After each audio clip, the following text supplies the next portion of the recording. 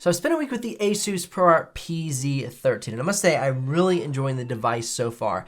In this video, I want to talk about some things that I like, some things that I don't like so much, and I'm going to continue to help you through this journey of making a good decision if this device is right for you. Now, first and foremost, this device is very portable. I love how we have the protective back cover, which turns into a stand. We have the protective front cover for the screen, which is actually doubling as your keyboard. And then, of course, the pen holder, just like a really nice addition. Just pop the pen right in there and it just stays. And you can actually pull it down so it's, level, so it's not sticking out. I love this. There's even, like I said, that integrated fan that sucks in through this side and pushes out through the top so that you can keep the device cool. One really cool feature about the thermal management of this device is that the cool air is pulled in using the fan on the right side of the device.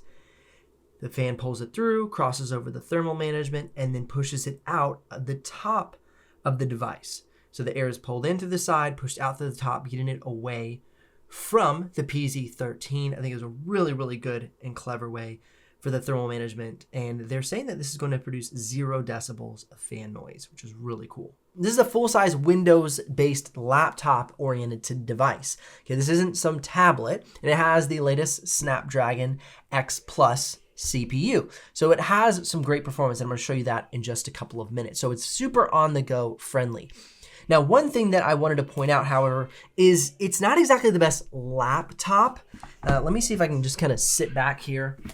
And I'm going to go ahead and put this on my lap and fold this down. And unless you get it set just right, it ends up sometimes like falling back or falling forward. And so it's a little clunky in regards to like the laptop setup. Also, something that was pointed out in the comment section during the unboxing is that the actual keyboard deck, if you like push down on it with your palms when you are sitting, it registers a click because it bends the keyboard deck, the keyboard deck, this cover, and it clicks the trackpad.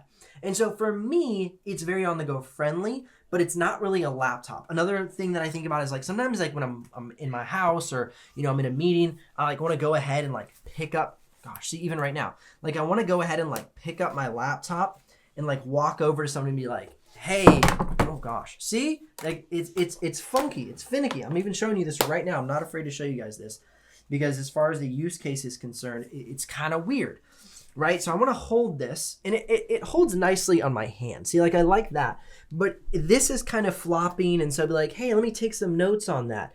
Tell me about that. It's kind of like a weird feel. It actually kind of hurts my wrist to hold it like this. Whereas like a normal laptop, so I have the PX13 here, you just like grab it in your hand. It's solid. It's not going anywhere. You can type things. So just from that regard, like it's a little on the non-laptop-y side of things. It definitely has more of the tablet feel because it has more of a tablet design, even though it is a full Windows-based device.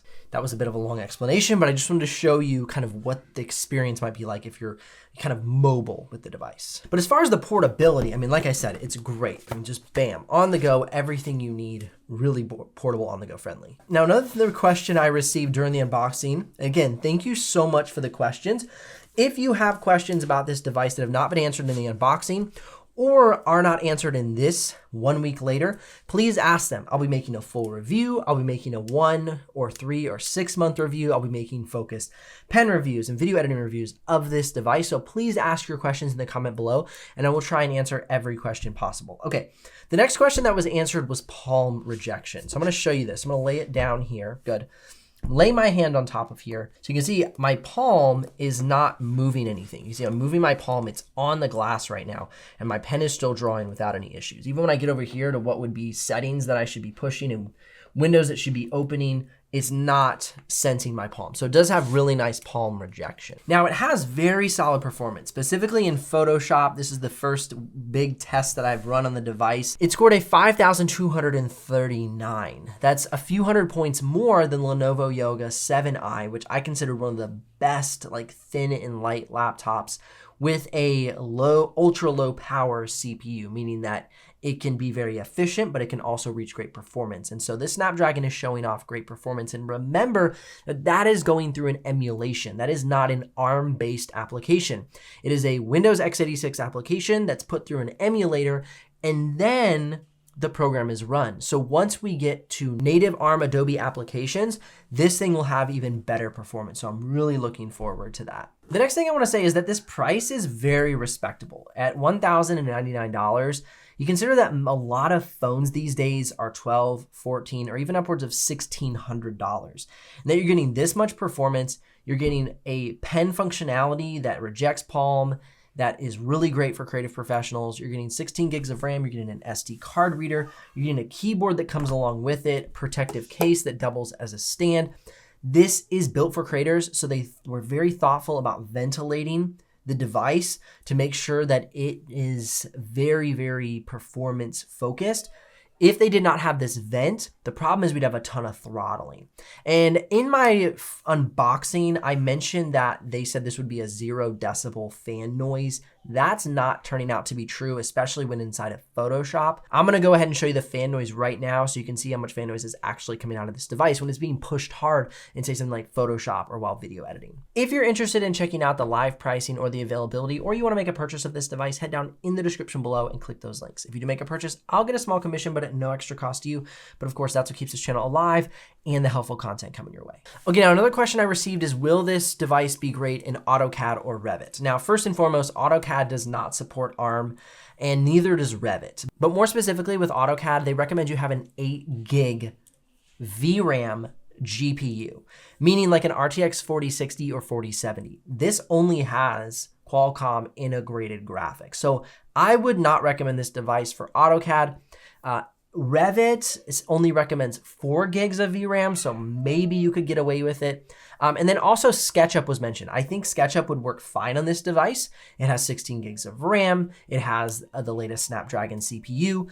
I think it would work well because it is a internet-based tool. So it's not like you're loading it directly on and then it's having to read it through an emulation. Like it's a web-based tool. And therefore I think SketchUp would work well. But as far as AutoCAD and Revit, I would not recommend this specific device. I would look more at the PX13 because A, it's gonna be a Windows-based x86 device, not an ARM chip.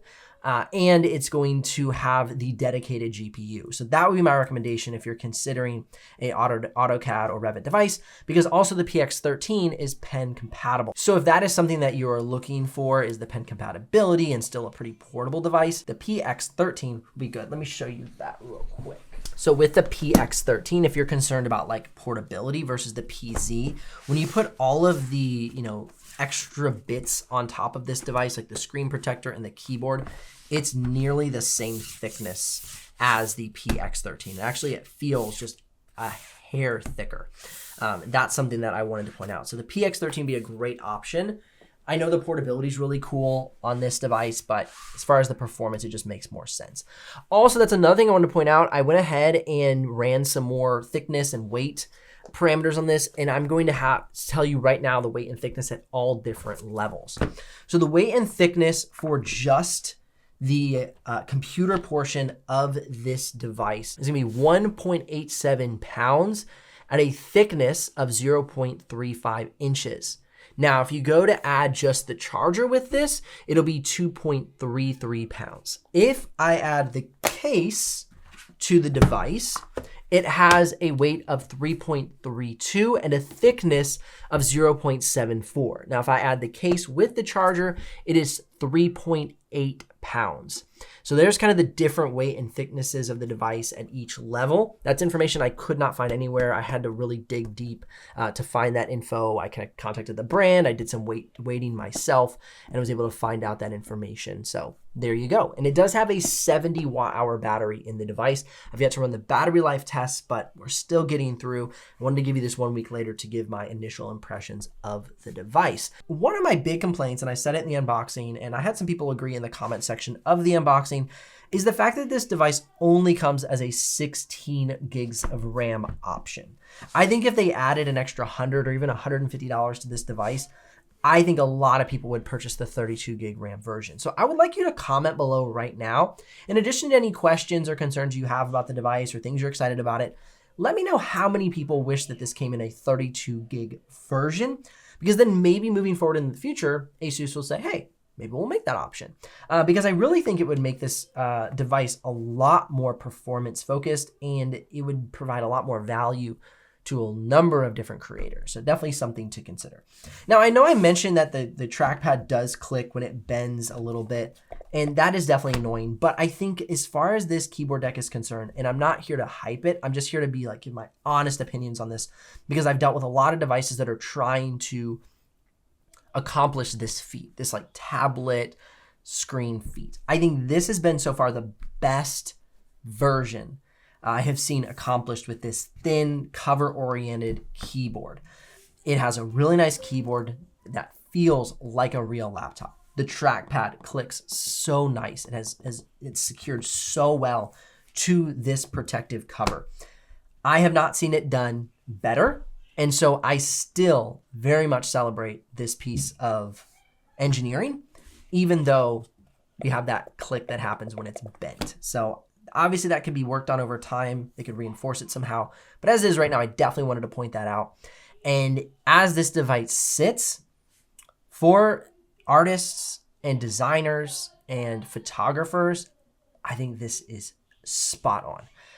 Especially with the SD card reader, I think it just nails it with the palm rejection, with the flexibility, with the performance that I'm seeing so far. It really nails it on the head. I love the portability and the user friendliness of this device. More reviews to come, more benchmarks to come in the weeks to follow. Please let me know again if you have any questions. And of course, if you want to make a purchase, there are links in the description below. And if you want more videos of the ProArt series, click or tap the screen here to help you with your buying decision. I'll see you in the next one.